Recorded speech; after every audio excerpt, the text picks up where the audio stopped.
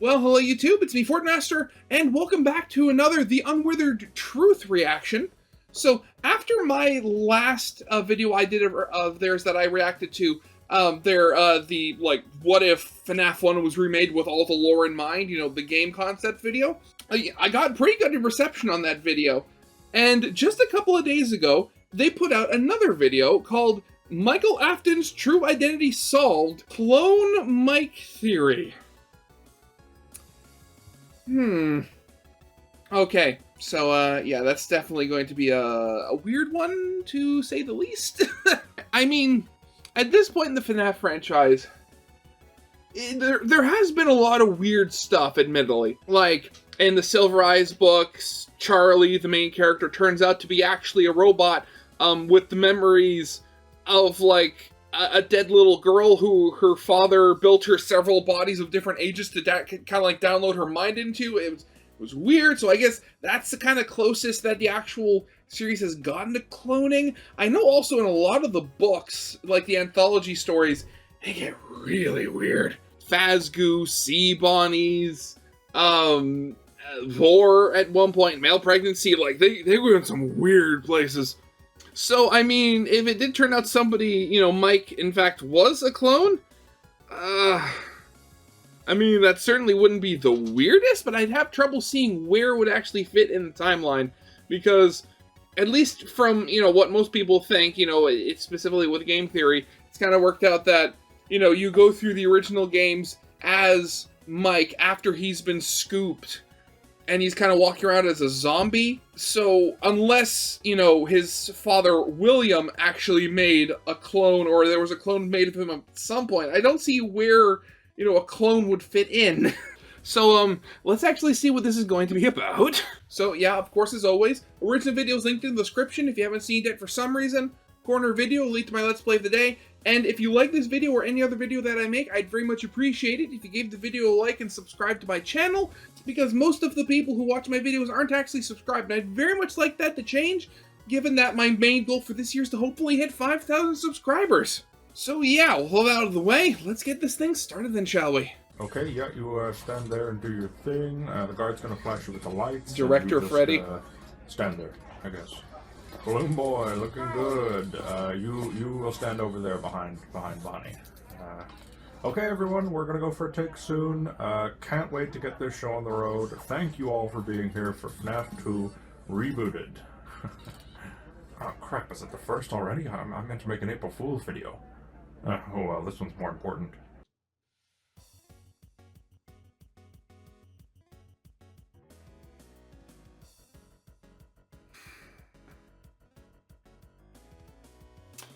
Of course this was an April Fool's video. Of course it was!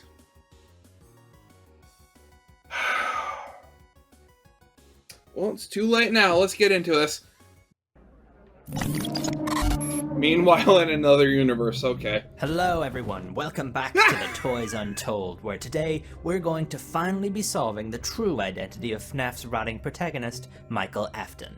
A while ago, I was watching a stream hosted by Phantom Sphere, where a number of prominent YouTubers, Prize Rabbit, Binary Operation Hypothesis, Noah's Sinister Sanctum, Mr. Cryptograph, and Zetostones, were all going through the secrets of Midnight Motorist. I like the alternate universe YouTuber names. While slinking through the chat, I got into a brief text discussion with fellow YouTuber Draz Anus about the character of Michael Afton. While discussing Michael's origins, we came to a realization of momentous proportions, and today I'm here to share what we learned. In FNAF 1, we were introduced to Mike Schmidt, the protagonist of the game who we played as throughout the entirety of our time at Freddy Fazbear's Pizza. Mike, despite having no characterization whatsoever, became a point of discussion in the community. Recreation Hypothesis famously hypothesized that Mike Schmidt was actually the killer, trapped in a hellish loop of being punished by the children he had murdered many years ago. Now, at the time, this was a pretty cool reading of the first game, and honestly, there wasn't very much to go on from what little information we had. However, future games in the series would seem to disprove this hypothesis by revealing that the true killer was William Afton, and that our FNAF 1 guard was actually his son, Michael Afton. But what if I told you that Recreation Hypothesis wasn't actually as far off the truth as we have been led to believe? Again, just a recreation hypothesis. That is, honestly, that is such a stupid name. I could potentially see it actually working as an actual YouTube channel name. In Sister Location, Actually, the can game you actually where Mike make a was name that revealed to be long? William's son, Father, it's me, Michael. we have to survive 5 nights in Circus Baby's Entertainment and Rentals, a bunker deep below ground where William conducts terrible experiments on his victims in pursuit of everlasting life. In a closing monologue delivered by Michael after we beat the custom night, he has this to say. They didn't recognize me at first, but then they thought I was you. Interesting.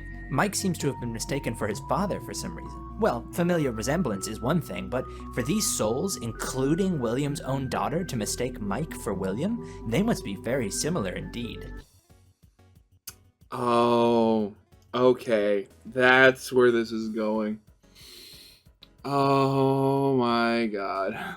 So, based off that one line, the entire video is going to be about... Okay. Now, granted, I know this is an April Fool's joke, but still, I can honestly see somebody, like, a less scrupulous YouTuber making the entire video off of a similar, like, theory. This idea of Michael looking like William is reinforced by this poster found outside the FNAF 6 location in rare screens for that game. Let's also note that Michael's voice actor, PJ Haywood, also voices another character in the series. That's right, William Afton. So, we have a character who shares both a striking resemblance and a voice with his father. I mean, maybe Scott was just lazy, right? Surely that's all it was. He liked PJ's performance and wanted to give him another shot at an important character. Well, maybe not. In the best Fazbear Fright story ever written, He Told Me Everything, a young boy named Chris is tasked by his science teacher to use a Fazbear Entertainment branded Freddy Fazbear Mad Scientist kit. This kit, in order to be used, requires you to provide a DNA sample to a lump of purplish slime known as Fazgoo. Chris ends up using one of his baby teeth his mother has at home as his DNA sample, and over the course of the story is slowly consumed by the Fazgoo as it replicates his appearance. By the end of the story, the Fazgoo stands up from the table having fully assimilated Chris and walks out of class, ready to take over his life. Now, you might be wondering why I'm talking about Fazgoo in this Michael Afton video. Well, those of you astute enough to have put the pieces together by reading the title of this video might see where I'm going with this. But for the sake of watch time, I'm going to keep stringing you along. Okay. Mrs. Afton. Now, despite what the recreation hypothesizers might tell you, this character never makes an on-screen appearance throughout the entirety of the FNAF franchise. The only hint we have to her existence at all is the security breach staff bot table, but otherwise we never hear a thing about her. It's always William this, Michael that, Elizabeth the other. But why is this? Elizabeth the other. You'd think the matriarch of the Afton family would get some look in, but no. Some people theorize she's the one who's buried in the Midnight Motorist mound, but honestly, there's so little in the way of evidence for that we might as well call her the CEO of Fazbear. No, Mrs. Afton is never talked about, because she doesn't exist. So wait, then, okay, so if that's what they're going with this, then how did, you know, William get 2 other children who presumably do not look like him, given that one of them is a blonde little girl? Oh god, if this was an actual real video, I could totally see this just being torn to absolute shreds. But how can she not exist? If she does exist, surely neither would Michael, Elizabeth, or David, right? Wrong. You see, everyone, this is what we've been leading up to the entire time. The truth we've all missed, and the shocking revelation that Drazanis and I discovered in that live stream chat all those months ago. You see, Michael Afton is a clone. This hypothesis changes everything about the way we look at FNAF. Let's look at all the evidence and build an airtight case for MikeClone. In Sister Location, Mike is constantly mistaken for William. This is because Michael literally is William, only a younger clone grown by the mad scientist. Okay, well, ignoring for a minute that this is, you know, actually an April Fool's joke, I'm going to try to play this off as a normal theory reaction and try to play devil's advocate for the other side here. And stuff like that. It's been shown multiple times in various ways that the ghosts really don't recognize people. Like, in FNAF 1, like, why are they going after the night guard?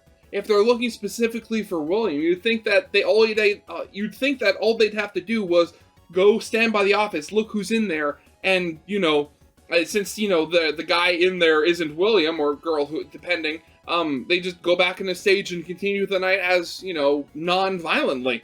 But no, they specifically go after the night guard.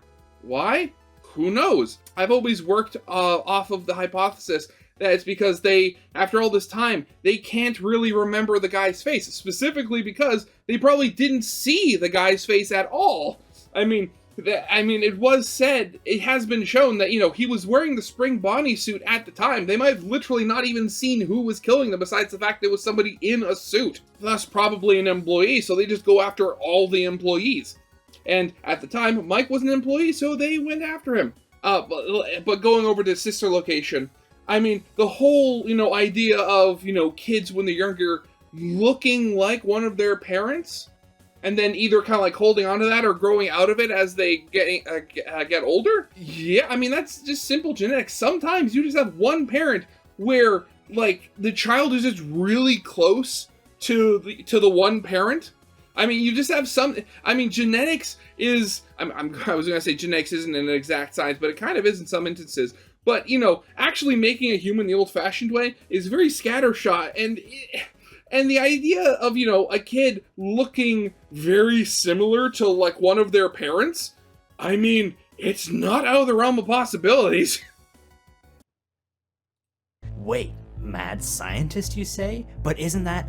Yes, exactly what the kit used in the Fazgoo story is called. We have to wonder, how and why did Fazbear have access to Fazgoo in the first place? Well, it's because William Afton, like with all of his creations, monetized his mad science and put it on the market for further mayhem and destruction to be realized in his name. Let's take a closer look at Fazgoo. Fazgoo is described as a pinkish purplish goo, which over the course of the story approximates the shape of a humanoid. Now, I haven't read Fazbear Frights, but the FNAF wiki says that Fazgoo reappears in the story The Puppet Carver. Of course, he hasn't even read the story himself. Oh god, I myself haven't read any of the stories. That's just because there's a lot of them, and it would be kind of expensive to buy all of the books to read them. Plus, I don't really have that much room on my bookshelf, so yeah, it's kind of a moot point. And once again turns into a humanoid. The wiki describes it as an upright being with approximations of arms and legs and a lumpy mound for a head. It has no mouth or nose, but has dark eyes. Now, let's think about this description and see if it relates to anything else we see in the series. That's right. After Mike is scooped, he somehow survives as a fleshy purple sack with dark eyes. This... Okay. But that was after he was scooped, and after, he had been basically being worn as a skin suit by the Fun Times for approximately a week or maybe longer. Unrefrigerated, for lack of a better word, prepared or skin. I mean, that's gonna start to rot. I'm pretty sure, like, the purple thing is not literal. It's very much just, shorthand to show that, oh yeah, he's not, looking the best anymore. This is because Mike has been Fazgoo the whole time, and Ennard wearing him like a skin suit is no problem because he's goo. This is also why Michael killed his brother, Evan, during the Bite of 87. Michael is a clone of his father, who is an evil serial killer, so he is of course going to act like him. And in case you think Michael was sad about killing his brother, all you have to do is look at the survival logbook. In that book, What? Michael writes that his brother tripped and fell on Freddy's teeth. Not our fault. Yeah, pretty messed up. I mean, look how happy he is in these drawings trying to kill Golden Freddy and lock him away. Throughout the series, thematically Scott has linked Michael and William by making Fazgoo purple and pink like William in the FNAF 2 minigames, because William himself was cloned using Fazgoo. Now, you might be wondering, how does William escape being eaten by Fazgoo? Chris in the story is eaten by Fazgoo because he's an idiot, but William is super smart, so his plan involves putting the Fazgoo in the early stages of development into the FNAF 4 experiment chambers. That way, the Fazgoo is too scared to eat William and is forced to do his bidding. We know that the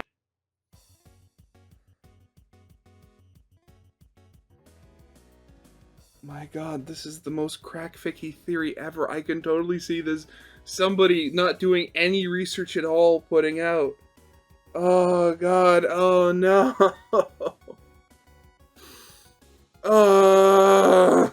Fazgoo, aka Mike, is forced to do William's bidding because we see him working for William in FNAF 2 as Fritz Smith. But how do we know it's Michael? Well, yeah, exactly. The FNAF wiki says that FNAF goo smells weird, which was explained why Mike is fired for odor in FNAF 2 and in FNAF 1. It's also why he takes the name Fritz in FNAF 2, because as a clone, he's used to taking on other people's traits, and so he's confused and thinks he's Foxy for a while after the bite of 87. Mike is also known for chewing gum, because gum, much like Mike himself, is a sticky, gooey, pink substance which reminds Mike of his origins. How is he known for chewing gum? Like, I know this. What? Huh? Okay, wait. No, I gotta keep reminding myself this is an April Fool's video. This is an April Fool's video. It's made like this on purpose. Ah! Looking back to Sister Location for more evidence, let's focus in on The Immortal and the Restless, a TV soap opera about a purple vampire and his girlfriend who's claiming that a tiny purple baby vampire is his offspring. But what does Vlad have to say about that? The baby isn't mine. Why? Because he's Vlad's clone, just like William and Mike. So, and how would that mean it's not his? And if anything, that would just make it his even more. The fact we missed this for so long is baffling. Everything here just lines up too perfectly to ever imagine again that Mike is anything but a William clone. Except there is one more question. What about the siblings? As if Mike is a clone, then where do these other two come in? I literally asked that at the very beginning. Person than Drazanus himself to tell you all about it. What's up everyone, it's me, Drazanus, and today we're answering the question that we've all been waiting for. How were Elizabeth and David Afton created? As Toys Are Told has clearly shown, Michael Afton is a byproduct of Fazgoo, a recreation of William Afton himself, a perfect one might I add. But that leaves the question, what about Elizabeth and David? Well, let's start by answering Elizabeth. Elizabeth Afton, as we know, dies and possesses a circus baby after being taken by its internal claw mechanism. This occurs in both in the novels and game timelines. Afterwards, her mission becomes to join her father and help him kill children and achieve immortality, wanting to make him proud. But what many forget though is that Circus Baby was made for Elizabeth, as she even says this in Sister Location itself. But why did Afton do that? Well, I mean, again, she wasn't made for her. That's just a lie William told Elizabeth. Well, may I introduce you to the best character in all of fiction, Eleanor, the main villain of Frights, who's been consistently compared to Baby, her design being reflected in both the official art and the Into the Pit game sprite, basically spelling out that Eleanor is Baby and thus is Elizabeth. Well, how can that be true, you may ask? Well, Agony, of course, duh. Fazbear's Frights reveals that Eleanor is effectively an embodiment of Agony that's been working with William for some amount of time. Doesn't that remind you of something, by the way? Novels. They very likely made a deal, as Eleanor needed a human physical vessel, a way to truly manifest in the world. So Afton made a deal with the devil herself, imbuing a second Faz who cloned himself with Eleanor's Agony, merging and creating a female clone of William Afton, which he named Elizabeth. And this is an April Fool's video. This is an April Fool's video. This is an April Fool's video. I honestly, I have to keep reminding myself of this because this video is starting to give me a headache. Afton then would later create Circus Baby in Eleanor's image, to reunite Elizabeth with her true form, and take her place as the accomplice and partner in crime. But a big question does still remain. What about Dave WASD Afton? The key to this is David Murray from Tales of the Pizzaplex. Let's take the obvious first. Dave and David both share brown hair, brown eyes, and they both have an inventor as a father. Not only that, but they both carry a plush animal toy everywhere they go. It's almost as if David Afton and David Murray are the exact same person. But how is that possible? Well, I implore you to go to Help Wanted 2's update, where in Afton's private room you can gain the White Tiger plush by inputting the code 1979. What does this mean, you ask? Well, it's because it's showing that Afton was involved in 1979 and has a memory of it. He has David's plush. William was always a sick inventor after all, and Fazgoo was clearly one of his first creations. He likely saw the depressed state of Edwin's family and sneakily took samples of David's DNA, using it with the Fazgoo and creating a near-perfect clone of David Murray. He got in a white van and waited for David to run out on the road and ran him over. I mean, let's be real here. Only William Afton can run over a kid, like how only William Afton can drive a purple car, and only Michael Afton can watch TV at midnight.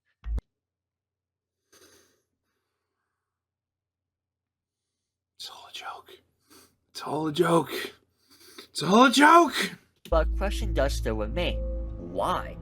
So no one would ever realize that there were two Davids at the exact same time. And explain why after William built Gregory as a recreation of Dave Afton, the Mimic would choose him as the puppet, because he found another David in a very literal sense. And that's the true answer to the origins of Elizabeth and David Afton.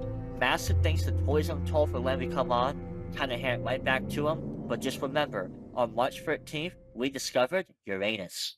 Thanks so much, Drazen. It's great to finally have you on the channel. But don't worry, Toy Untolders, there's still more. So far, we've already proved that the Afton family are clones, but today we're gonna also give you the canon appearance of William Afton. We've seen William in the graphic novels, we've seen him in the movie as portrayed by Shaggy, but what we've never seen is William in the games. At least, we didn't realize it. You see, these 8-bit sprites don't count. We want a realistic render of the man himself, the guy behind the slaughter.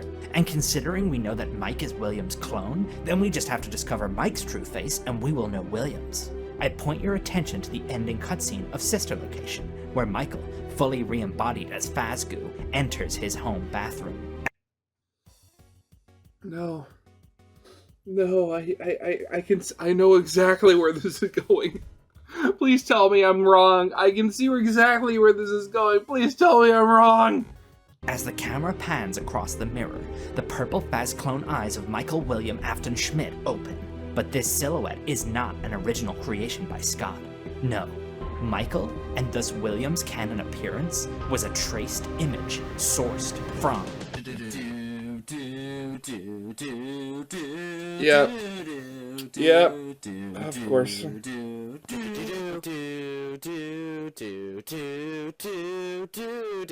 Yeah, I know. 6112? Wait a second, is that a code for the keypad? Okay, 6112. Oh, here we go. Actually found something.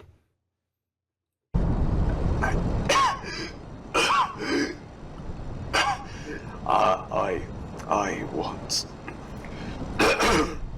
Sorry. I log Afton. April 1st or 2nd. Excuse me. I don't know what the time. I should check the... Never mind. I went to confession once as a boy, between scheduled school visits and being dragged to church by my mother. I went to confession one time by choice, so I thought I ought to speak aloud the things in my mind, else I might lose it. Maybe I already have. I went to the restaurant earlier this evening, tonight, excuse me, to visit Henry. I had seen him on the television, speaking to a pretty young reporter. It was about the new opening. He was telling her something. I don't remember now what he said, but he said she was... I said he was... I don't remember, but he thought it was funny. I didn't think it was funny at all, so I told him, wait, sorry. First, I went to the restaurant. I drove there. I went inside and I asked him why he ate my picnic. No. I don't remember what we argued about. I decided to pack my things, so I took them and I left them in a box. The box couldn't open anymore, so I left with a big smile on my face. It was nice to smile.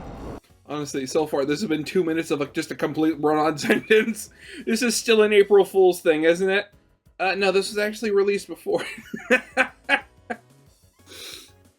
Oh God. Oh, this entire experience is hurting me. I went to my car and I drove home. No, I couldn't drive because I heard it crying. So I went to see her. Then I went home with her in my boot. No. Something happened between. She was there. Why does it keep turning yellow? So I told her that she would be okay. And then...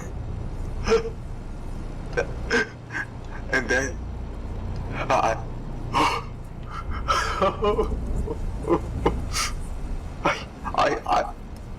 don't know why I did. Why did I do it? Why did I do it? Why? Why did I have to? Why did she have to do that? Why did she say that? It wasn't my fault. It wasn't my fault. That was what we had argued about. She said, it wasn't my fault. Why did she mock me? No, she wasn't mocking me. She was a scared child and I hurt her. She was just doing as she was made to. She didn't know. But then why was she crying? She said she was sorry, but it wasn't her fault. Why would she have felt guilty if it wasn't her fault? Because she was scared? Or because, maybe because she was guilty. And if she felt half as badly as I do now, so this William has a split personality, okay? Thank you. No! God, why? How can I think that? She's just a child, even if she was guilty. She was, though, wasn't she? Just like me. Just like her father. Maybe this is retribution. But for who? It was so hot out in the rain. My hands were burning, but she was red around the neck, and her ears were so floppy. No, not her. That was... I came back, and she was crying, but she can't cry, so I don't know how she was. Look at my hands. I cut them digging up the earth. But where did I dig? In the garden? No, that was... Okay, so honestly, I mean, William Afton's always been crazy. I mean, that much has always been true. But I've never seen a depiction of absolute lunacy and just incomprehensible thoughts as I have seen here. Because honestly, like, there is punctuation here, but he is not using it. This has just been one entire raw sentence. This entire thing has been doing nothing but hurting my brain. Why did I watch this? I dug by the lake this time. But, Father, you said if I buried it, I wouldn't do it again. That giving the rabbit a grave would put it to rest. But I think that's all it was. Rest. And now it's woken up inside me. What if she wakes up too?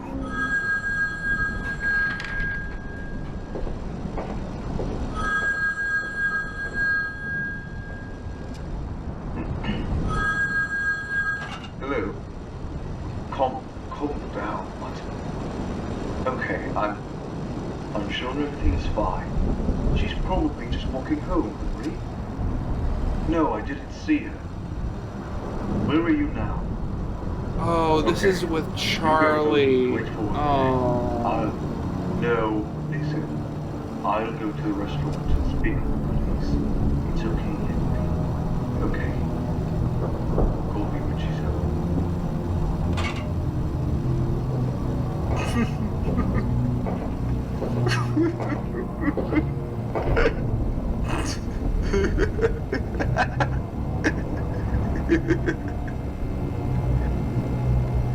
April Fools.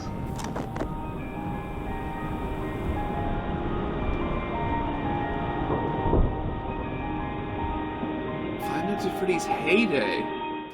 Interesting. So I know that the Unworthy Truth is working on another video, you know, basically as a sequel to the FNAF 1 with lore video, you know, focused around FNAF 2. And honestly, really looking forward to that. So if this whole thing, this was like a teaser to that, that would be really cool.